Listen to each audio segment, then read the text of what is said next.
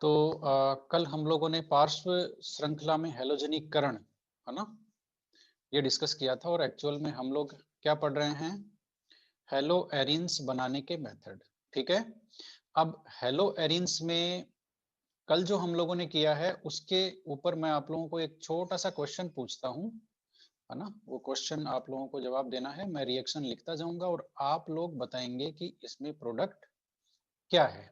ठीक है, तो इसके लिए मैंने फटाफट ये रिएक्शन लिखी, आप लोग मुझे फटाफट प्रोडक्ट बताते जाना, है ना, क्योंकि अब आप लोग काफी हद तक जो ऑर्गेनिक केमिस्ट्री है उस पे पकड़ बना पा रहे हो। ये मैंने लिखा बेंजीन, और बेंजीन की मैंने अभी क्रिया करवाई Cl2 प्लस निर्जल AlCl3। ठीक है, प्रोडक्ट बताओ भाई फटाफट बताओ।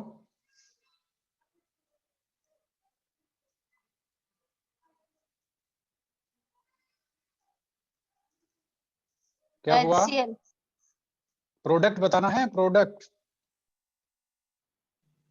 क्लोरोबेंजीन। क्लोरोबेंजीन। क्लोरोबेंजीन। ठीक है, गुड गुड। नंबर 2 का बता दो, बताते जाओ, अब बस मैं लिख रहा हूं और तुम लोग बताते जाओ। Benzene chloride. Benzene chloride. इसमें जो पहला है इसमें बना क्लोरोबेंजीन। ठीक है, ठीक है, ये बिल्कुल सही जवाब था और ये भी बिल्कुल सही जवाब है। इसमें बनेगा बेंजिल क्लोराइड। ये पार्श्व श्रृंखला हैलोजनी। आज पेन थोड़ा सा सही काम नहीं कर रहा है ना, आप लोगों को थोड़ा सा एडजस्ट करना पड़ेगा। और इसके बाद में ये क्लोरोबेंजीन है। देखो क्लोरोबेंजीन की फिर मैंने रिएक्शन करवाई, मैंने लिखा Cl2 प्लस में निर्जल AlCl3 लेविस एसिड जो हमारा उत्प्रेरक है। इसमें बताओ क्या बनेगा 3 नंबर में, बोलते जाओ बस।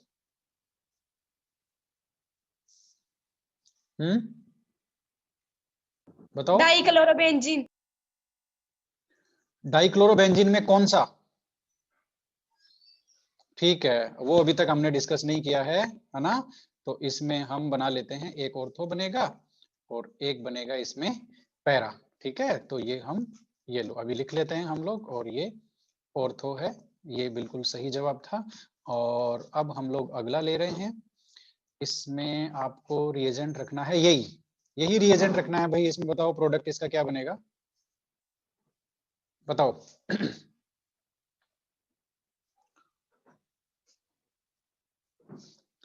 लास्ट वाली रिएक्शन में रिएजेंट वही रहेंगे, Cl2 प्लस AlCl3। हाँ बोलो बोलो बोलो। क्लोरोटाइलिन। क्लोरोटोलुइन नहीं। हाँ बात तो सही है, क्लोरोटोलुइन बनेगा, लेकिन एक बनेगा ऑर्थोक्लोरोटोलुइन और एक बनेगा पैराक्लोरोटोलुइन। ठीक है, वेरी गुड।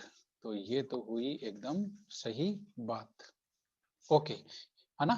तो आप लोगों ने पकड़ लिया कि एरोमेटिक हैलोजनीकरण कब होगा और पार्श्व श्रृंखला हैलोजनीकरण कब होगा। ठीक है, ये काफी इंपॉर्टेंट है। मतलब अभिक्रिया लिखने से ही आपको उत्पाद का आइडिया होना चाहिए। देखो चीज को समझोगे ना तो आप लोग ऑर्गेनिक केमिस्ट्री को एंजॉय कर सकते हो। इसी तरह से मैं एक रिएक्शन और लिखता हूँ, चलो, वो काफी इंपॉर्टेंट रिएक्शन है और हमने उसको किया भी है। तो ठीक है, CH3 CH2 Br।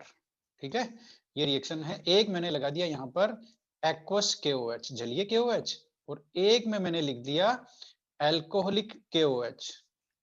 ठीक है, या मैं ऐसे भी लिख सकता हूँ KOH ओब्लिक एल्कोहल C2H5OH, कैसे भी लिख दो, एल्कोहलिक KOH लिख दो या एल्कोहल का फॉर्मूला लिख दो।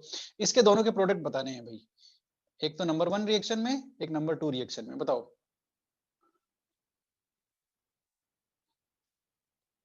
बोलो। ये हमने बात की है, एक इनमें से हेलो एल्केन की, ये दोनों बहुत फेमस रिएक्शन है, दोनों बहुत इंपॉर्टेंट रिएक्शन है, ये हमने बात की है, आप लोगों को आना चाहिए ये। ये तो एसएन रिएक्शन है, सब्स्टिट्यूशन न्यूक्लियोफिलिक रिएक्शन है। तो यहाँ पर तो OH है, वो न्यूक्लियोफाइल का काम करेगा और सब्स्टिट्यूशन हो जाएगा। सब्स्टिट्यूशन हो जाएगा तो बनेगा क्या? बनेगा वही जो बनना है।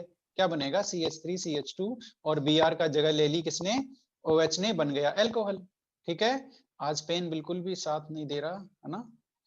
ठीक है, तो ये बन गया अल्कोहल। अब यहाँ ये कौन सी रिएक्शन है, ये एलिमिनेशन रिएक्शन है। आप लोग भूल गए कि अल्कोहलिक KOH आने से एलिमिनेशन रिएक्शन होती है। एलिमिनेशन रिएक्शन में क्या होता है, ये बीटा एलिमिनेशन है। बीटा एलिमिनेशन का मतलब क्या हुआ, इसमें एलिमिनेशन में HX बाहर होता है ना, तो यहाँ HBr है, यहाँ ब्रोमीन जुड़ा हुआ है तो HBr बाहर होगा, ब्रोमीन तो जाएगा ही जाएगा। हाइड्रोजन कहाँ से जाएगा, ये बीटा एलिमिनेशन है तो बीटा कार्बन से जाएगा। अब बीटा कार्बन कौन सा है, ये अल्फा है, ये बीटा है, तो बीटा कार्बन से एक हाइड्रोजन और एक ब्रोमीन बाहर चला जाएगा, तो बनेगा CH2 डबल बॉन्ड CH2, ये लो एल्किन बन गया ये। ठीक है, ये एल्किन बन गया और वो अल्कोहल बन गया। ये SN रिएक्शन थी और ये क्या थी, एलिमिनेशन रिएक्शन। तो रिएजेंट देखो, रिएजेंट का गेम है सारा का सारा, सारा का सारा ही रिएजेंट का गेम। आप रिएजेंट चेंज कर दोगे, रिएक्शन कंडीशन चेंज कर दोगे तो प्रोडक्ट बिल्कुल ही अलग बनता है, रिएक्शन ही बदल जाती है। ठीक है, तो इन चीजों को आप लोग ऑर्गेनिक केमिस्ट्री में पहचानना शुरू करो, ये काफी इंपॉर्टेंट चीजें हैं। तो हम लोग बना रहे हैं हेलो एरिन्स, और हेलो एरिन्स में अब हम लोग बना रहे हैं, किससे बताना जरा, किससे बनाएंगे हेलो एरिन्स, एनिलीन से। किससे, हेलो एरिन्स के जो निर्माण की विधियां देख रहे हैं, और वो हम बनाएंगे एनिलीन से। अब मुझे एनिलीन का फॉर्मूला बताओ भाई, बोलो। एनिलीन से हमें क्लोरोबेंजीन बनाना है, हम बेसिकली हमारा टारगेट क्या है। अच्छा हाँ, एनिलीन का फॉर्मूला तो मैं पूछ ही रहा हूँ, बताओ भाई। एनिलीन से हम लोग क्लोरोबेंजीन बनाने वाले हैं, बताओ कैसे बनेगा।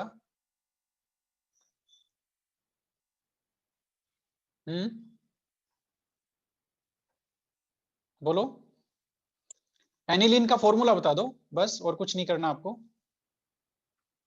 किसी को एनिलीन का फॉर्मूला पता है, नहीं पता, तो फिर मैं जो बोलता हूँ वो बोलते जाओ। इसका नाम क्या है, इसका नाम क्या है बताओ, बोलते जाओ अब नाम, बस बोलते जाओ फटाफट। एक नंबर का नाम बेंजीन, 2 नंबर का नाम बोलो। Benzene, alcoholic benzene. नहीं, बिल्कुल गलत। 2 नंबर का नाम बोलो किसी को भी, बताओ।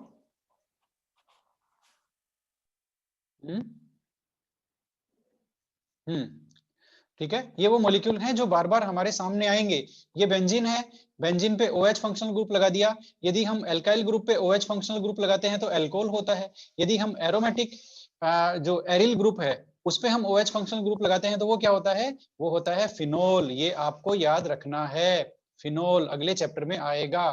ठीक है, और यदि सुन लो, अब एल्काइल ग्रुप से NH2 ग्रुप जुड़ता है, एमीन ग्रुप, तो उसको बोलते हैं हम लोग एमीन, ये एमीन है। और यदि एरोमेटिक ग्रुप से हम लोग NH2 जोड़ देंगे तो वो, अब बेंजीन रिंग से NH2 जोड़ देंगे तो वो हो गया एनिलीन। इस कंपाउंड का नाम एनिलीन है। ठीक है, बेंजीन से एक NH2 एमीन ग्रुप जोड़ दो तो ये, इसको ये हो गया एनिलीन, है ना। और ये क्या है, अब एक एल्डिहाइड ग्रुप जुड़ा हुआ है बेंजीन से, तो इसको क्या बोलते हैं, इसको बोलते हैं बेंजेल्डिहाइड। क्या बोलते हैं, बेंजेल्डिहाइड। ठीक है, तो ये सब बेसिक कंपाउंड है जिनकी हम लोग जब भी बेंजीन की रिएक्शंस करेंगे, है ना, तो ये तो हमारे अगले चैप्टर में आएगा, अल्कोहल और फिनोल में इससे वास्ता पड़ेगा। ठीक है, ये उससे नाइट्रोजन यौगिक वाला चैप्टर है एनिलीन, उससे वास्ता पड़ेगा। ये कार्बोनिल कंपाउंड वाले में आएगा, इससे वास्ता पड़ेगा। तो ये तो बेसिक कंपाउंड है, इनके फॉर्मूले याद रखो, है ना। अब देखो, वापस हमें वहीं से शुरू करना पड़ेगा। हम बनाएंगे एनिलीन से, क्या बनाएंगे भाई, क्लोरो, बोलते जाओ, क्लोरोबेंजीन। ठीक है, एनिलीन से क्लोरोबेंजीन बनाएंगे। अब एनिलीन का सबसे पहले फॉर्मूला लिखेंगे, है ना। एनिलीन से बनाने का एक विशेष तरीका है, सीधा नहीं बनेगा। एनिलीन को पहले हम लोग कन्वर्ट करेंगे किसमें, BDS में। BDS क्या होता है भाई, BDS होता है benzene diazonium salt, benzene diazonium लवण।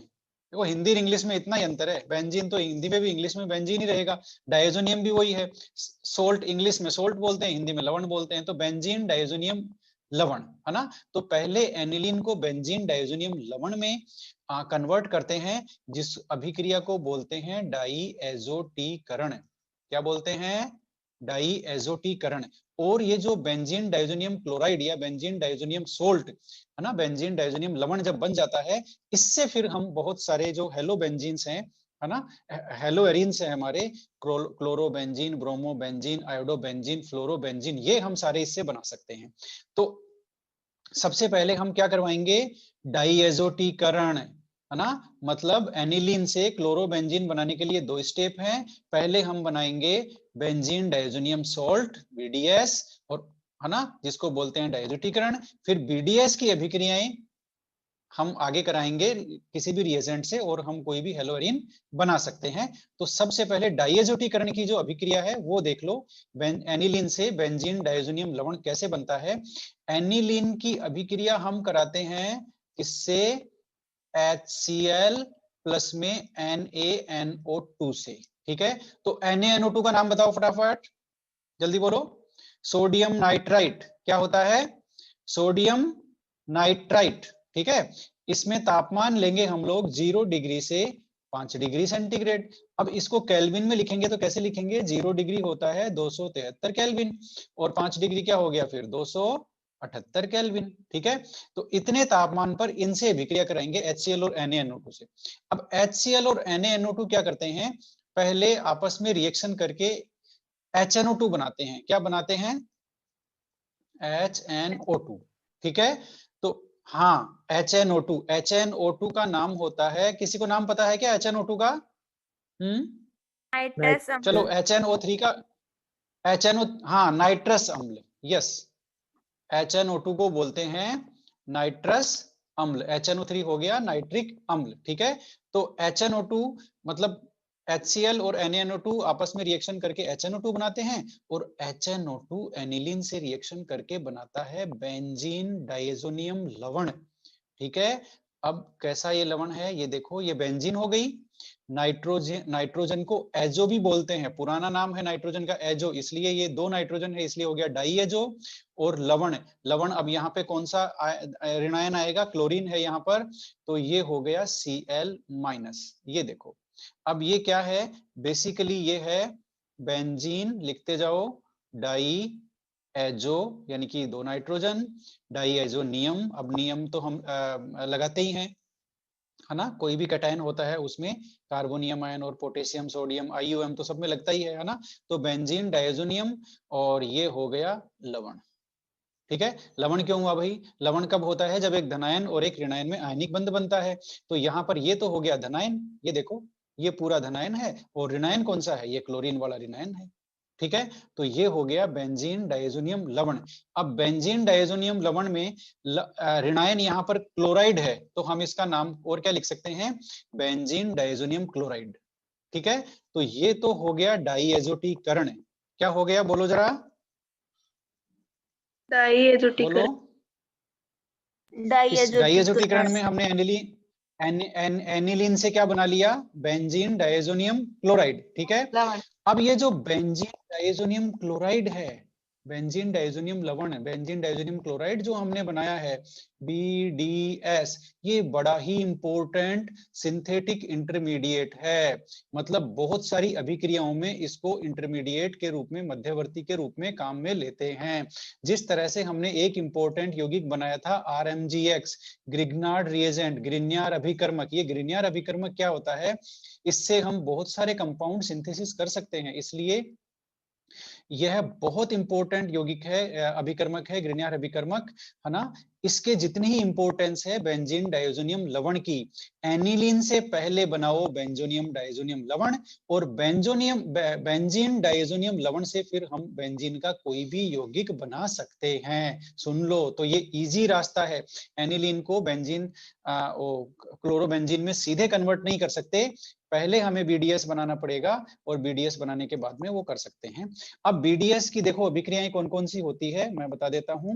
ये हमने लिया, थोड़ा सा इसको नीचे लेते हैं, फुल पेज में यहाँ लेते हैं। ये हमने लिया भाई बेंजीन डाइज़ोनियम सॉल्ट, बेंजीन बनाएंगे, 2 नाइट्रोजन ऊपर प्लस, और ये Cl-, ये बन गया बेंजीन डाइज़ोनियम क्लोराइड, ठीक है। अब बेंजीन डाइज़ोनियम क्लोराइड की अभिक्रिया यदि हम लोग Cu2Cl2 और HCl से कराएं, Cu2Cl2 और HCl से कराएं, तो बनेगा सीधा ही क्लोरोबेंजीन। अब देखते जाओ, इससे सारे बन जाएंगे, क्लोरो, ब्रोमो, आयोडो सब बन जाएंगे इससे, ठीक है। और यदि हम इसकी अभिक्रिया Cu2Cl2 और Cu2Br2, यहाँ पे Br2 है, और HBr से करवाएंगे तो बन जाएगा ब्रोमोबेंजीन, ठीक है। ये बन जाएगा ब्रोमोबेंजीन। इसे कहते हैं सैंडमेयर अभिक्रिया। कौन सी अभिक्रिया बताओ? ये एक नेम रिएक्शन है, ये हो गई सैंडमेयर अभिक्रिया। समझ में आ गई? सैंडमेयर अभिक्रिया में हमने क्या क्या बना लिया? क्लोरोबेंजीन और ब्रोमोबेंजीन। अब दूसरी अभिक्रिया करते हैं बेंजीन डाइज़ोनियम क्लोराइड की। ये रखा हमने बेंजीन डाइज़ोनियम क्लोराइड, ये डाइज़ोनियम और ये क्लोराइड, ठीक है। अब इसकी अभिक्रिया फिर हम कराते हैं दो उनसे रिएजेंट से, है ना। वो है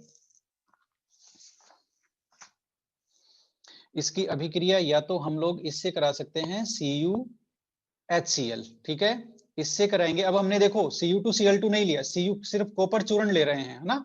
कॉपर चूर्ण लें और यहाँ पर इसे करें गरम, है ना, तो ये बन जाएगा सीधा ही क्लोरोबेंजीन, सुन लो, ठीक है। और यदि यहाँ पर कॉपर चूर्ण और HBr लेंगे तो ये बन जाएगा सीधा ही ब्रोमोबेंजीन। ये लो भाई, क्लोरोबेंजीन और ब्रोमोबेंजीन बनाने की दो मेथड हो गए बेंजीन डाइज़ोनियम क्लोराइड से। इसे कहते हैं गटरमान रिएक्शन। कौन सी रिएक्शन?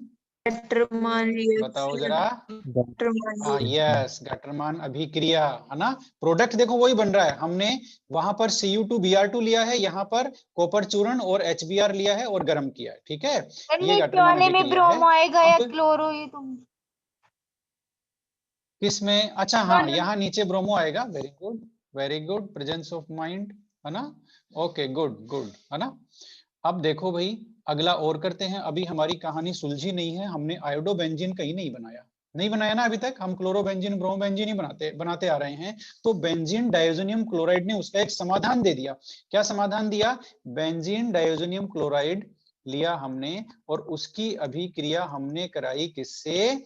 Ki से। सीधे ही Ki से कराएंगे तो ये लो भाई, बन गया आयोडोबेंजीन, कोई प्रॉब्लम नहीं है। ये लो, आयोडोबेंजीन बनाने का रास्ता भी क्लियर है, ठीक है। मतलब इसे सब कुछ बना सकते हैं। अब एक हमने अभी तक बिल्कुल नहीं बनाया और वो है फ्लोरोबेंजीन। और फ्लोरोबेंजीन हम इसलिए भी नहीं बना सकते सीधे बेंजीन से, इसलिए नहीं बना सकते क्योंकि फ्लोरोबेंजीन के लिए हमें फ्लोरीन लेनी पड़ेगी, है ना। और फ्लोरीन लेनी पड़ेगी तो फ्लोरीन क्या है? बहुत अधिक क्रियाशील होने की वजह से बेंजीन से हम सीधा डील नहीं कर सकते, फ्लोरीन के साथ हम डील नहीं कर सकते। फ्लोरीन बहुत ज्यादा क्रियाशील है ना। इसलिए यहाँ पर हम फ्लोरोबेंजीन बनाने का दूसरा मेथड ले रहे हैं, ठीक है। वो मेथड नहीं ले रहे, दूसरा मेथड ले रहे हैं। और दूसरा मेथड क्या है? देखो, हमने लिया बेंजीन डाइज़ोनियम क्लोराइड, है ना। ये देखो कितना इंपॉर्टेंट है बेंजीन डाइज़ोनियम क्लोराइड, सारी समस्याओं का समाधान कर दिया इसने। इसकी रिएक्शन हमने करवाई HbF4, जिसका नाम है फ्लोरोबोरिक एसिड।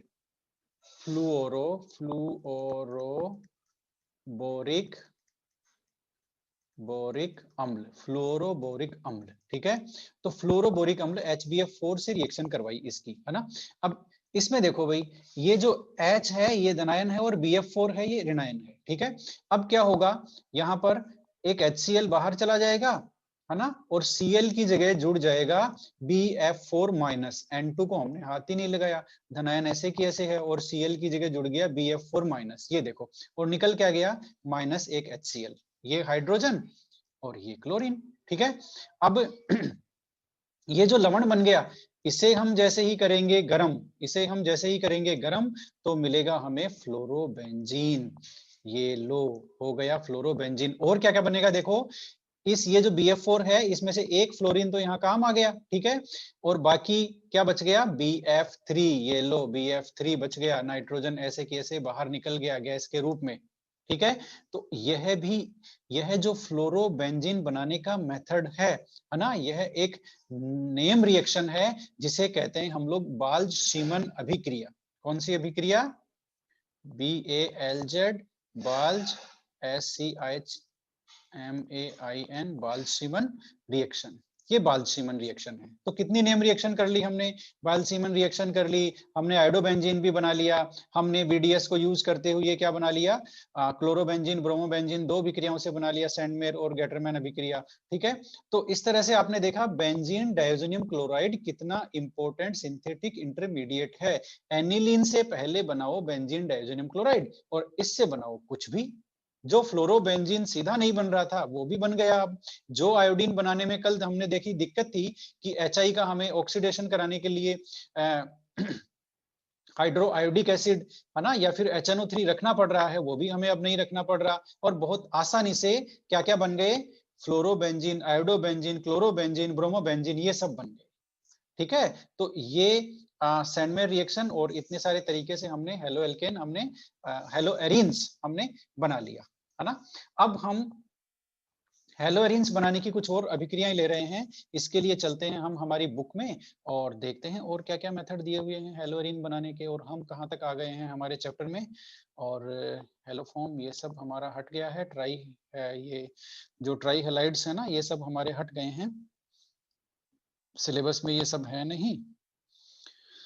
तो और आगे है हेलो एरीन चालू हो गया भाई, और इसमें हम यहाँ से भी आगे चले गए, ये सब हमने कवर कर लिया, ये सब हमने गेटरमैन, सैंडमेयर, आयोडोबेंजीन ये सब हमने बना लिया। ये लो भाई, ये लो, अब हम यहाँ है, हमें बनाना है क्लोरोबेंजीन और उसका जो अगला विधि है वो है रासिंग प्रक्रम। ठीक है, रासिंग प्रोसेस। अब जो रासिंग प्रक्रम है यह औद्योगिक विधि है, मतलब इंडस्ट्री में क्लोरोबेंजीन बनानी हो तो कौन सा मेथड यूज लेंगे, रासिंग प्रक्रम। अब रासिंग प्रक्रम में करते क्या है, बेंजीन की वाष्प को किससे मिलाते हैं, वायु से, और किससे मिलाते हैं, हाइड्रोजन क्लोराइड गैस से। अब ये देखो HCl है ना, बेसिकली ये गैस होती है।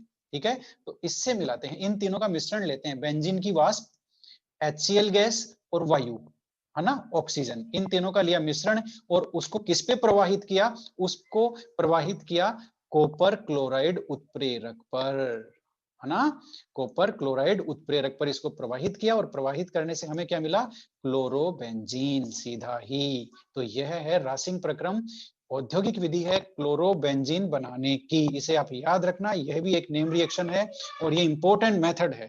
ठीक है, अब अगली देखो, अगला जो मेथड है हुन्स-डीकर अभिक्रिया, ये तो हमने किया हुआ है हुन्स-डीकर अभिक्रिया, इसमें और उसमें जो हेलो एल्केन हमने बनाया था इसमें और उसमें कोई अंतर नहीं है, वहां पे एल्काइल ग्रुप था, यहाँ पे एराइल ग्रुप है, और तो कोई अंतर नहीं है, वही विकार्बोक्सिलीकृत ब्रोमीनीकरण हो रहा है। विकार्बोक्सिलीकरण का मैंने क्या क्या मतलब बताया था उस अभिक्रिया में, बताना जरा, विकार्बोक्सिलीकरण का मतलब क्या, बोलो। CO2 का बाहर निकलना, CO2 का बाहर निकलना, ये होता है विकार्बोक्सिलीकरण। तो देखो यहाँ भी ब्लैक बोर्ड में लेके चलता हूं, और आप लोगों को यदि याद आ रहा हो तो हुन्स-डीकर अभिक्रिया हेलो एल्केन बनाने की बहुत इजी थी। इसका सिल्वर का ये सोल्ट लेंगे और इसकी अभिक्रिया कराएंगे किससे, Br2 से, और CCl4 हम रखेंगे क्या, विलायक, और ये रिएक्शन हो गई, बन गया एक तो RBr, मतलब इसमें से एक Br चला गया किसके साथ, R के साथ, CO2, अब ये विकार्बोक्सिलीकरण है अभिक्रिया, तो ये CO2 निकल गया बाहर, गैस है भाई, उड़ जाएगी गैस, ऊपर ऊपर मुंह करता हुआ तीर मैंने बना दिया, इसका मतलब है गैस है और वातावरण में चली जाएगी। अब क्या बचा, Ag और एक बचा Br, ये लो AgBr सोल्ट बन गया। ये अभिक्रिया है हुन्स-डीकर अभिक्रिया, सिंपल सी। अब आपको इसमें ये हेलो एल्केन बन गया, हेलो एरीन बनाना है तो करना क्या है, R की जगह बेंजीन रिंग लगा दो, ये देखो R की जगह बेंजीन रिंग लगा दो, तो ये जो सोल्ट है ये लो, ये बन गया। तो इसमें वो क्या बनेगा, उत्पाद क्या बनेगा, ये लो भाई, ये उत्पाद बनेगा। बाकी हमें करना कुछ ही नहीं है, यहाँ आर से भी आर जोड़ा तो यहाँ बेंजीन रिंग से भी आर जोड़ दिया, बस बात खत्म। वही हुन्स-डीकर अभिक्रिया जो हमने पहले डिस्कस करी हुई है। ठीक है, तो बेटर होता इन दोनों अभिक्रियाओं को एक साथ दे देते, है ना, यहाँ पर अलग से हमें डिस्कस नहीं करना पड़ता। ओके, तो अब भौतिक गुण आ गए। भौतिक गुणों में देखो ज्यादा नहीं है, सबसे इंपॉर्टेंट तो ये है कि ये जो है ना, ये जल में अविलेय होती है, परंतु कार्बनिक विलायकों में आसानी से विलेय होती है। ये कोई समझा सकता है क्या, बताओ मुझे, कि ये जो हेलो एरिन्स हैं ये जल में अविलेय क्यों है, बताओ भाई। हेलो एरिन्स जल में अविलेय क्यों है, बोलो। अच्छा, आप जो सरसों का तेल यूज करते हो वो पानी में घुल जाता है क्या, नहीं, अलग क्यों नहीं है। घुलता, जो उसका कारण है वही यहाँ कारण है, कारण बताओ। उनका घनत्व जल से अधिक होता है। घनत्व तो जल से अधिक होता है, लेकिन वो घुलता क्यों नहीं है? इसमें घनत्व का तो कोई रोल नहीं है, घुलता क्यों नहीं है वो?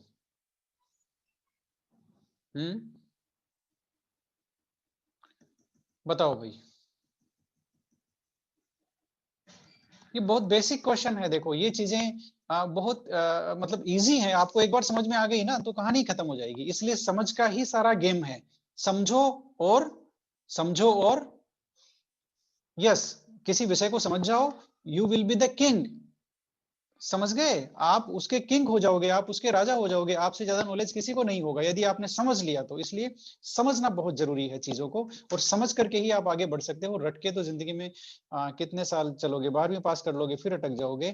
तो आज हमारे साथ जुड़ गए हैं हिमांशु, हिमांशी भी है, किरण भी है, एक 10 नंबरी भी है हमारे साथ। इससे हम बात करेंगे। इसके मैं ईमेल आईडी निकाल लेता हूँ, ठीक है, ओके। हाँ तो बताओ भाई, बोलो।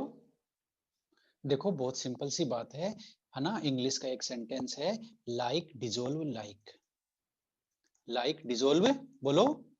लाइक मतलब समान, समान को घोलता है, ठीक है। जैसे हम क्लासरूम में उसी के साथ बैठना पसंद करते हैं जिसकी जो सोच है, और जिसकी सोच है ना, और वो हमारे से मिलती हो, हम उसके साथ आसानी से घुल मिल जाते हैं। जिसकी सोच और जिसका व्यवहार हमसे मिलता जुलता नहीं है, हम उससे दूर बैठते हैं या उससे मिलना जुलना हमारा कम होता है। तो वही कहानी है, लाइक डिजोल्व लाइक, है ना। लाइक डिजोल्व लाइक का मतलब ये हो गया, अध्रुवीय यौगिक अध्रुवियों को घोलते हैं और ध्रुवीय यौगिक ध्रुवीय को घोलते हैं। बहुत सिंपल सी बात है। अब ये जो है ये अध्रुवीय है, इसमें कार्बनिक जो कंटेंट है वो ज्यादा है, इसलिए अध्रुवीय है। इसलिए ध्रुवीय विलायक जो जल है वो ध्रुवीय विलायक है ना। जल तो ध्रुवीय विलायक होता है, ये सब जानते हैं। ऑक्सीजन की इलेक्ट्रोनेगेटिविटी ज्यादा, हाइड्रोजन की कम, ये देखो ध्रुव होते हैं इसके अंदर, ठीक है। तो ये ध्रुवीय विलायक है। तो ध्रुवीय विलायक में कार्बनिक यौगिक नहीं घुलते हैं, जिनमें जिनका जो डाइपोल मोमेंट है वो बहुत कम होता है, वो इसमें नहीं घुलते हैं।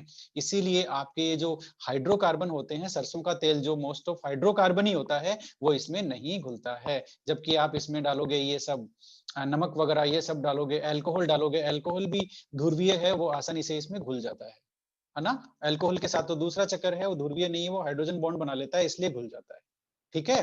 तो यहाँ पर ये देखो, जल में तो एविलय होने ही होने हैं, है ना, क्योंकि यहाँ पर बेंजीन रिंग है। बेंजीन रिंग होने की वजह से यहाँ पर कार्बनिक जो कंटेंट है, ऑर्गेनिक कंटेंट है, वो ज्यादा हो गया इस कंपाउंड में, इसलिए यह है वो जल में घुलता नहीं है, ठीक है। कार्बनिक विलायकों में यह आसानी से घुल जाता है। तो कार्बनिक कंपाउंड है, इसलिए कार्बनिक विलायकों में आसानी से घुल जाएगा, ठीक है। तो इस तरह से ये आप हमेशा ध्यान रखना, समान समान को घोलता है, लाइक डिजोल्व लाइक। ध्रुवीय यौगिक ध्रुवीय को घोलता है, अध्रुवीय यौगिक अध्रुवीय को घोलता है, ठीक है, ओके।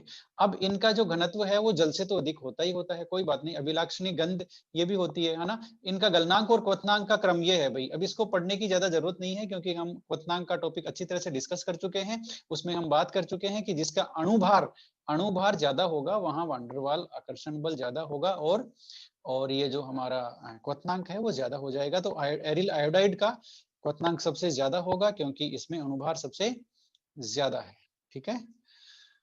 अब हम चलते हैं हमारा मेन टॉपिक, इसके रासायनिक गुण। हेलोएरिन के रासायनिक गुण, 4 प्रकार की वही अभिक्रियाएं, देखो वो की वही है ना, वो की वही अभिक्रियाएं जो हेलोएरिन में थी, लेकिन यहाँ पर एक अंतर हो गया। हेलो एल्केन में नाभिक स्नेही प्रतिस्थापन मुख्य अभिक्रिया थी, और ये अभिक्रिया नहीं थी, ठीक है। अब ये जो हेलोएरिन है उसमें ये मुख्य अभिक्रिया है, और ये है अभिक्रिया बहुत कम दिखाते हैं, इसलिए यह है। और विलोपन अभिक्रिया यहाँ पर नहीं है, वहां पर विलोपन अभिक्रियाएं थी। तो बेंजीन के जितने भी कंपाउंड है उन सब की और बेंजीन की यह मुख्य अभिक्रिया होती है, इलेक्ट्रॉन स्नेही प्रतिस्थापन, जिसकी जो जनरल ऑर्गेनिक की हमारी क्लास थी उसमें मैं डिटेल में बता चुका हूँ इसकी क्रियाविधि क्या होती है, और है ना। और इसमें जो प्रतिस्थापी मेटा पे जाता है, पैरा पे जाता है, तो वो सारी चीजें हम डिस्कस कर चुके हैं। फिर भी एक बार वापस डिस्कस कर लेते हैं फटाफट। बेंजीन वलय पर इलेक्ट्रॉन्स नहीं प्रतिस्थापन। अब मैं यहाँ पर आप लोगों को बहुत सिंपल सी कहानी जो है वो बताना चाहता हूँ। अब मुझे कोई बताओ भाई, क्लोरीन जो है मैंने ये लिया, हम जो बेसिकली पढ़ रहे हैं हेलोएरिन्स, उसमें बेंजीन रिंग से जुड़ा हुआ है क्लोरीन। अब मुझे बताओ यह सक्रियकारी है क्लोरीन या असक्रियकारी, बताओ भाई। इसने बेंजीन रिंग को इलेक्ट्रॉन्स ने ही प्रतिस्थापन अभिक्रियाओं के लिए सक्रिय किया है या निष्क्रिय किया है, बताओ बोलो। यह असक्रियकारी है या विसक्रियकारी, बताओ। एक्टिवेटिंग है या डीएक्टिवेटिंग?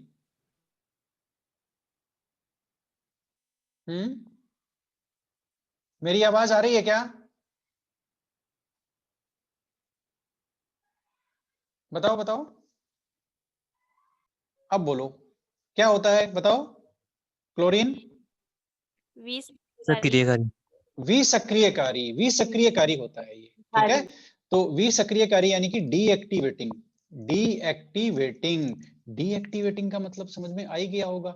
एक्टिवेटिंग यानी कि एक्टिवेट करने वाला, और डीएक्टिवेटिंग यानी कि डीएक्टिवेट करने वाला, उसकी सक्रियता कम करने वाला। तो हो गया ये विसक्रियकारी, ठीक है। अब ये विसक्रियकारी क्यों हुआ, उसकी सिंपल सी थ्योरी है, बहुत इजी है, मैं कई बार समझा चुका हूं, फिर भी मैं समझाता हूं क्योंकि ये बहुत इंपॉर्टेंट है।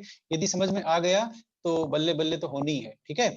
अब क्लोरीन देखो, क्लोरीन की नेचर पहले पहचान लेते हैं। क्लोरीन पे 3 लोन पेयर होते हैं। तो जो क्लोरीन के जो प्रभाव हैं बेंजीन रिंग पे, कौन कौन से प्रभाव पड़ते हैं वो देखते हैं।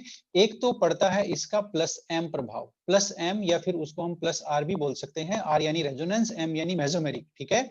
एक तो ये प्रभाव पड़ता है ना, प्लस आर ले लो चाहे यहाँ पर। प्लस आर का मतलब ये हो गया, अभी बात करेंगे हम लोग, रेजोनेंस प्रभाव होता है। और प्लस का मतलब ये हो गया कि क्लोरीन बेंजीन रिंग पर इलेक्ट्रॉन डेंसिटी बढ़ा रहा है प्लस आर की वजह से, ठीक है।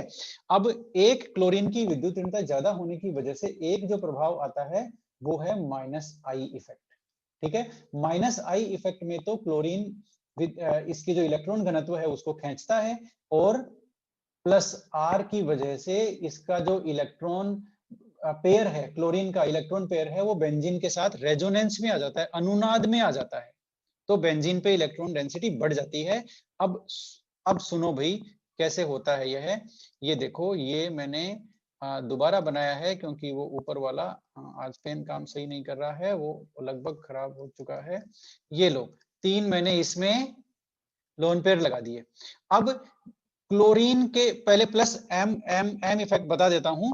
प्लस एम इफेक्ट कैसे आया, क्लोरीन का एक लोन पेयर बेंजीन के साथ कंजुगेशन में आ गया, संयुग्मन में आ गया, है ना, जिससे अनुनादी बेंजीन में अनुनाद हो गया। और अनुनादी संरचनाएं कौन कौन सी बन गई है वो हम देखते हैं।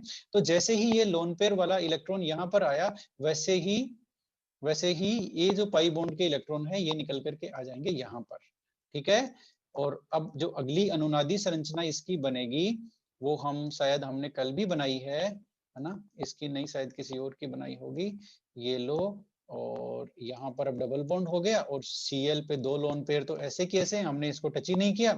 और यहाँ पर जहां लोन पेयर था वहां पर प्लस चार्ज आ गया, ठीक है।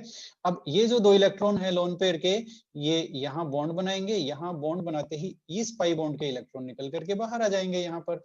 अगली संरचना क्या हो गई, अगली संरचना मैं फटाफट बता देता हूं। ये लोन पेयर यहाँ पर आ गया, माइनस चार्ज, यहाँ पहले बॉन्ड नहीं था बन गया, ये बॉन्ड पहले से बना हुआ है, और ये डबल बॉन्ड है, इसको हमने कुछ नहीं किया। Cl पे 2 लोन पेयर और एक पॉजिटिव चार्ज, ऐसे की ऐसे है, ठीक है। अब ये जो 2 इलेक्ट्रॉन है यहाँ बॉन्ड बनाएंगे, तो ये दोनों इलेक्ट्रॉन निकल करके यहाँ आ जाएंगे। तो भाई आगे क्या हुआ, आगे ये लो, ये हो गया, है ना। अब आप समझ गए, यहाँ पे 2 इलेक्ट्रॉन आ गए, और एक बॉन्ड यहाँ बन गया और दूसरा बॉन्ड बन गया यहाँ पे। ये तो पहले से बना हुआ है, ये डबल बॉन्ड है, क्लोरीन है, 2 लोन पेयर है, और ये पॉजिटिव चार्ज है, ठीक है। अब ये जो बॉन्ड के इलेक्ट्रॉन है वापस आ गए यहाँ पे, है ना। तो और ये जैसे ही वापस यहाँ आए, ये जो लोन पेयर वाले इलेक्ट्रॉन यहाँ डबल बॉन्ड की फॉर्म में आ रखे थे, ये भी वापस अपनी जगह चले गए। तो भाई अगली रेजोनेटिंग स्ट्रक्चर क्या हो गई, अनुनादी संरचना, वो हो गई ये।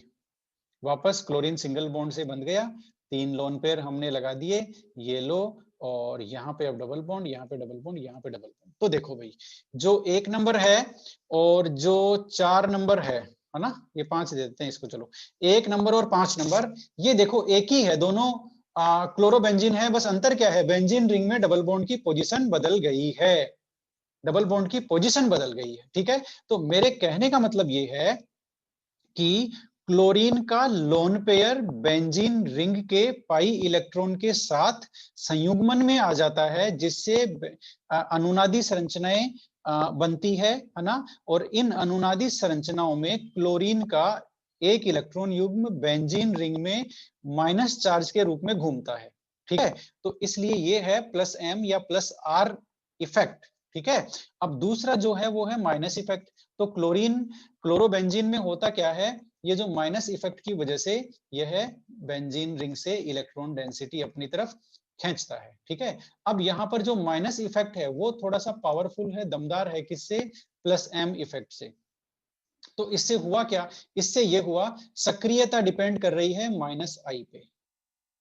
सक्रियता किस पे डिपेंड कर रही है, माइनस आई पे। तो प्लस एम इफेक्ट तो ये कह रहा है कि क्लोरोबेंजीन की क्रियाशीलता अधिक होनी चाहिए, लेकिन एक्चुअल में ऐसा नहीं है। एक्चुअल में ऐसा नहीं है। क्लोरोबेंजीन में क्लोरीन के माइनस इफेक्ट की वजह से इसमें इलेक्ट्रॉन डेंसिटी कम हो रही है, ओवरऑल इलेक्ट्रॉन डेंसिटी कम हो रही है। ये दोनों इफेक्ट देखो एक दूसरे के अगेंस्ट है, ये इलेक्ट्रॉन डेंसिटी बढ़ाता है और ये कम करता है, माइनस आई, है ना। तो माइनस आई का प्रभाव ज्यादा होने की वजह से क्लोरीन, ये जो क्लोरोबेंजीन में बेंजीन रिंग पर ओवरऑल इलेक्ट्रॉन डेंसिटी कम हो रही है, जिससे यह है विसक्रियकारी ग्रुप, ठीक है। और अब यह है ऑर्थो पैरा निर्देशकारी हुआ या मेटा निर्देशकारी, बताना जरा। Ortho para. ऑर्थो पैरा निर्देशकारी इसलिए हुआ क्योंकि जब अगला इलेक्ट्रोफाइल आएगा वो वहां जाएगा जहां ज्यादा इलेक्ट्रॉन डेंसिटी है। और ज्यादा इलेक्ट्रॉन डेंसिटी है कहां है, देखो एक तो यहाँ है, ये पैरा पोजीशन है, ठीक है। एक कहाँ है, एक यहाँ है, ये ऑर्थो पोजीशन है, और एक यहाँ है, ये भी ऑर्थो पोजीशन है। तो इसकी अनुनादी संरचनाओं से हमें ये सीखने को मिला कि ऑर्थो और पैरा पोजीशन पे एक बार आप लोग वापस जुड़ जाना। तो हम लोग यहाँ थे कि इसकी ऑर्थो और पैरा पोजीशन पे निगेटिव चार्ज सर्कुलेट हो रहा है ना, इसलिए आने वाला इलेक्ट्रोफाइल कहाँ जाएगा, ऑर्थो और पैरा पोजीशन पे। तो इस तरह से ये जो क्लोरीन है इसके क्या क्या प्रभाव हुए, क्लोरीन एक तो है डीएक्टिवेटिंग यानी कि विसक्रियकारी, है ना, और एक है ऑर्थो पैरा डायरेक्टिंग। समझ में आ गई बात। अब देखो अब आएगा, अब आप लोगों को अच्छा लगेगा, मैं लिखूंगा अभिक्रिया, आप बताओगे प्रोडक्ट।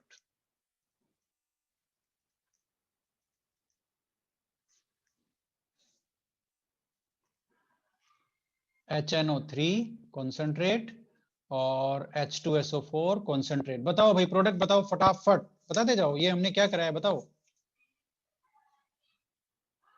क्या कराया हमने, बोलो। नाइट्रीकरण है क्या ये? हाँ सर। हाँ ये नाइट्रीकरण है, कॉन्सेंट्रेट HNO3 कॉन्सेंट्रेट H2SO4 नाइट्रीकरण है। नाइट्रीकरण में इलेक्ट्रोफाइल होता है NO2+। इसका मतलब अब NO2+ कहाँ जाएगा, क्लोरीन डिसाइड करेगा। क्लोरीन ऑर्थो पैरा निर्देशकारी है तो क्लोरीन कहेगा भाई NO2 या तो ऑर्थो पे और पैरा पे जा सकता है। तो यहाँ पर दो प्रोडक्ट बनेंगे, एक बन गया ये और प्लस में एक बन गया पैरा, और पैरा वाले में त्रिविम बाधा होती है कम, इसलिए वो बन गया मुख्य उत्पाद। बात खत्म, याद करने की जरूरत नहीं है, आपने समझ लिया है ना। अब चलो मैं अगला बना देता हूं फटाफट, आप लोग मुझे प्रोडक्ट बताते जाओ बस। मैंने लिया क्लोरोबेंजीन, और क्लोरोबेंजीन की मैंने अभिक्रिया करवाई किससे, सांद्र H2SO4 से। फ्यूमिंग सधूम जो H2SO4 होता है ना, उससे करवाई है। सांद्र H2SO4 लिख लो या फिर सधूम H2SO4 लिख लो। बताओ भाई बताओ, या ओलियम भी लिख सकते हैं, कई सारी एक तो चीजें। ऑर्था क्लोरोबेंजीन सल्फोनिक बन जाएगा और एक पैरा क्लोरोबेंजीन सल्फोनिक बन जाएगा। हाँ यस यस यस, मतलब इसमें देखो क्या कौन सा ग्रुप जुड़ता है बेंजीन रिंग पर, इसमें इलेक्ट्रोफाइल तो होता है SO3 और बेंजीन रिंग पर जुड़ता है SO3H, सल्फोनिक अम्ल समूह जुड़ता है ना। अब ये बनाई हमने बेंजीन रिंग और ये क्लोरीन। अब एक तो हम जोड़ देंगे ऑर्थो पे और एक हम जोड़ देंगे अगले उसमें पैरा पे। अब मेरे ख्याल से आप लोगों को कोई भी रिएक्शन याद करने की जरूरत नहीं है, आप लोग उसमें देख करके बता दोगे। अब हम चलते हैं सीधे ही हमारी बुक में और फटाफट ये रिएक्शन कर लेते हैं खत्म, क्योंकि हमने सारी चीजें हैं सीख ली, ठीक है। सीखना जरूरी है ना, वही हमें आगे बढ़ाएगा। अब ये देखो भी, ये जो अभिक्रिया है ये एल्किलीकरण है, ठीक है। एल्किलीकरण में बताओ क्या होगा, इलेक्ट्रोफाइल क्या होगा बताओ। फ्रीडेल क्राफ्ट अभिक्रिया है, इलेक्ट्रोफाइल क्या होगा, बोलो बोलो भी। इलेक्ट्रोफाइल होगा इसमें CH, निर्जल AlCl3, तो इसमें वो है उत्प्रेरक का काम कर रहा है, लुईस अम्ल, ये लुईस अम्ल है, ये तो उत्प्रेरक का काम कर रहा है। हमें इसमें इलेक्ट्रोफाइल क्या होगा, CH3+ होगा।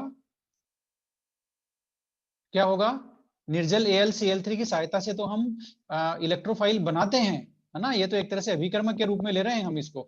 CH3+ होगा, ठीक है। अब CH3+ कहाँ जाएगा, एक ऑर्थो पे जाएगा और एक पैरा पे जाएगा, बात खत्म, क्योंकि क्लोरीन ऑर्थो पैरा निर्देशकारी है, ठीक है।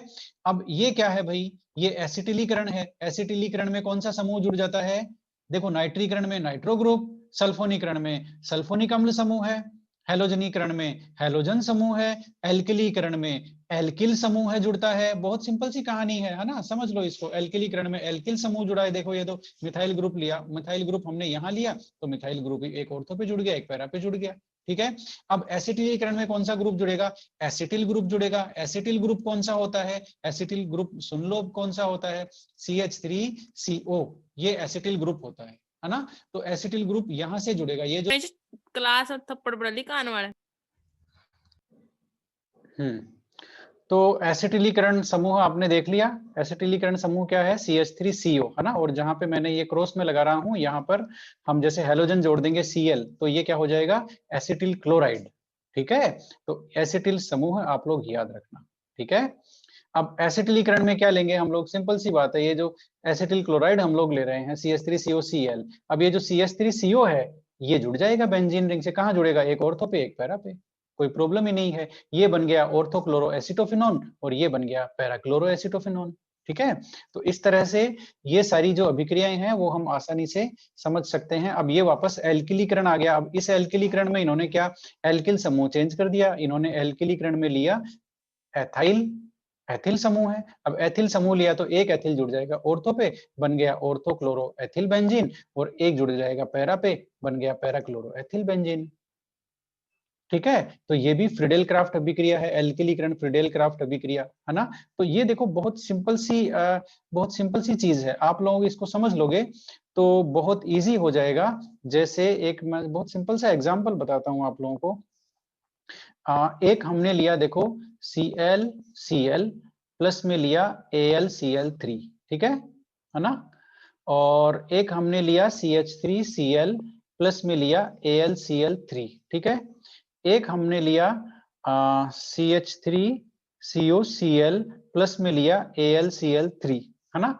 इधर लिया हमने बेंजीन, ठीक है ना। अब ये जो अभिक्रिया है 1 नंबर और ये है 2 नंबर, ठीक है, और ये है 3 नंबर, ठीक है। अब इनमें देखो एक चीज कॉमन है, इधर Cl के साथ क्या जुड़ा हुआ है, Cl, इधर क्या जुड़ा हुआ है, Cl के साथ CH3, इसमें क्या जुड़ा हुआ है, Cl के साथ CH3CO, ये जुड़ा हुआ है, ठीक है। अब ये जुड़ा हुआ है, तो अब इसमें कुछ नहीं करना है, यह तो हैलोजनीकरण, इसमें इलेक्ट्रोफाइल हो गया Cl प्लस, वहां Cl जुड़ जाएगा।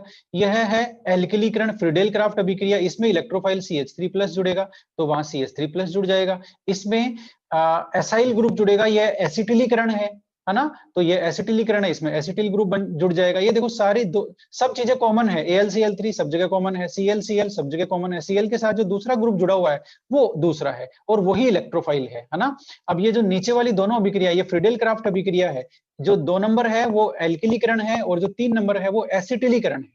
एसिटिल समूह है CH3CO, वो जुड़ता है। अब इनके प्रोडक्ट आसानी से बता दो, ये बन गया क्लोरोबेंजीन, अब यहाँ पे जुड़ गया मिथाइल ग्रुप, ये लो, और यहाँ पे क्या जुड़ गया, यहाँ पे जुड़ गया COCH3, ये लो, इसको बोलते हैं एसिटोफिनोन। क्या बोलते हैं, बोलो, एसिटोफिनोन, ठीक है। तो इस तरह से ये 3 कंपाउंड इसमें इस तरह से सिंपल सी एनालॉजी काम करती है ऑर्गेनिक केमिस्ट्री में। यदि आपने समझ लिया इस चीज को तो आपको कुछ भी रटने की जरूरत नहीं पड़ेगी, क्योंकि ऑर्गेनिक केमिस्ट्री में चीजें मतलब एक ही तरह से चलती हैं। यदि आपने बेसिक समझ लिया तो आप लोगों को ज्यादा दिक्कत नहीं होने वाली है। अब ये जो धातुओं से अभिक्रिया है ये आप लोग पढ़ के रखना। देखो वुड्स अभिक्रिया जैसी होती है वैसी ही यहाँ पर वुड्स फिटिंग अभिक्रिया है। वुड्स अभिक्रिया देख रहे हो, वुड्स अभिक्रिया हमने कल करवाई थी। तो वुड्स अभिक्रिया में क्या था, यहाँ पर ये जो बेंजीन रिंग है यहाँ पर R था, उसमें एल्काइल समूह था, उसमें क्या था, दोनों एल्काइल समूह आपस में जुड़ जाते हैं और ये 2 सोडियम के साथ 2 क्लोरीन चले जाते हैं, है ना, 2 सोडियम के साथ 2 क्लोरीन चले गए तो ये तो बन गया 2NaCl। और वुज अभिक्रिया के जैसे ही उसमें जैसे R से R जुड़ जाता है वैसे ही उसमें इसमें बेंजीन रिंग से बेंजीन रिंग जुड़ गई और ये बन गया डाइफेनिल। अब वो थी वुज अभिक्रिया, ये है फिटिक अभिक्रिया। ये क्या है? फिटिक अभिक्रिया। वो वुज अभिक्रिया थी जब हेलो एल्केन लेंगे तो वुज अभिक्रिया, और उसी अभिक्रिया में यदि हम लोग हेलो एरीन ले लेंगे तो फिटिक अभिक्रिया। अब एक और चीज है, अब देखो यहाँ ऑर्गेनिक केमिस्ट्री समझना कितना इजी है ये भी मैं यहीं बता देता हूं, और आज यहाँ पर ये खत्म करते हैं। देखो एक लिया मैंने ये CH3Br, ठीक है, प्लस में लिया मैंने 2Na, फिर मैंने लिया इधर BrCH3, ठीक है ना। एक तो अभिक्रिया ये है। एक मैंने लिया बेंजीन रिंग और लिया Br, प्लस में लिया 2Na, प्लस में लिया BrCH3, ठीक है। एक मैंने लिया, ये देखो ऑर्गेनिक केमिस्ट्री में कितना इजी है, एक यदि चीजें समझ में आ जाती है ना तो वो बहुत इजी हो जाता है आपके लिए। ये बन गया 2Na प्लस, अब यहाँ पे मैंने क्या लिया Br, और एक और बेंजीन रिंग ले लेते हैं, कोई दिक्कत नहीं है हमारे, क्या है ये लो, है ना। अब ये 3 अभिक्रियाएं देखो, ये तीनों ही, अब ये जो अभिक्रिया नंबर 1 ये है वुड्स अभिक्रिया। कौन सी अभिक्रिया है? वुड्स अभिक्रिया। इसमें होगा क्या, Br 2 सोडियम के साथ चला गया, 2NaBr बन गया और CH3 आपस में जुड़ गया, ये बन गया एथेन। अब यहां भी क्या है, ये भी वैसी अभिक्रिया है, दोनों Br के साथ 2NaBr बनाएंगे, है ना। और बेंजीन रिंग के साथ क्या जुड़ गया भाई, एक तरफ बेंजीन रिंग है और एक तरफ CH3 है, ये लो, ये बन गया मिथाइल बेंजीन टोलुइन, ठीक है। अब यहां भी वही होगा, 2Na के साथ 2Br गायब, 2NaBr बन गया, है ना, और 2 बेंजीन रिंग यहां पर जुड़ गई। ये देखो भाई कुछ नहीं है, आप लोग सिंपल सा यदि समझ लोगे इन चीजों को तो याद हो जाएगा। अब ये जो 1 नंबर है वो कौन सी अभिक्रिया है, ये है वुड्स अभिक्रिया, ठीक है ना, हेलो एल्केन की। अब यदि एक तरफ हेलो एरीन और एक तरफ हेलो एल्केन ले लेंगे, है ना, तो ये जो अभिक्रिया है ये है वुड्स फिटिक अभिक्रिया, Wurtz Fittig FITTIG, Wurtz Fittig अभिक्रिया। और जब दोनों तरफ हेलो एरीन ही लेना है ना, ठीक है, तब हो गई फिटिक अभिक्रिया। ये लो भाई, इसमें क्या सीखना है बताओ, हेलो एल्केन की वुड्स, हेलो एरीन की फिटिक, और दोनों को मिक्स कर देंगे, एक एक लेंगे तो वो हो गई वुड्स फिटिक, ठीक है। तो यदि अब आप इसमें देखो, इस तीनों रिएक्शन में एक ही चीज हो रही है, दोनों तरफ जो है Br के साथ जो दोनों एल्किल समूह है या एरिल समूह है वो आपस में जुड़ रहा है। तो इस तरह से हम, ये देखो ये वुड्स फिटिक, ये यहाँ पे सारा बताया हुआ है, वुड्स फिटिक कौन सी होती है और फिटिक कौन सी होती है, ये सारा बताया हुआ है जो हमने डिस्कस कर लिया, ठीक है। अब ये कॉपर धातु वाली है, उल्मान अभिक्रिया इसको बोलते हैं, यह भी कुछ खास नहीं है। उसके बाद मैग्नीशियम से है और फिर अपचयन है, ठीक है। तो ये हम करेंगे कल, ठीक है, आज के लिए इतना ही, ये हम करेंगे कल। और